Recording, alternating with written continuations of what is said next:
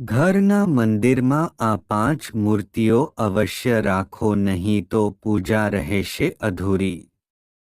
1. ઘરના મંદિરમાં મૂર્તિ ચિત્રની ડાબી બાજુએ પાણીનો કલશ, અગરબત્તી, ઘંટડી વગેરે રાખો.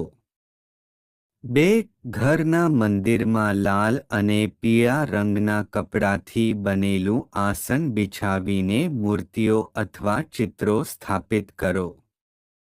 3. પૂજા કર્યા પછી આખા ઘરમાં ગંગાજળનો છંટકાવ કરો, તે પવિત્ર માનવામાં આવે છે. 4. મંદિરમાં મોર પીંછા રાખવાથી ઘરમાં માતા લક્ષ્મીનો વાસ રહે છે અને નકારાત્મકતા દૂર થાય છે. 5. ઘરના મંદિરમાં 5 મૂર્તિઓ ચિત્રો જરૂર રાખો. ભગવાન શિવ, ભગવાન વિષ્ણુ, ભગવાન ગણેશ, સૂર્યદેવ અને માતા દુર્ગાની પૂજા કરવાથી તમામ પરેશાનીઓ દૂર થાય છે.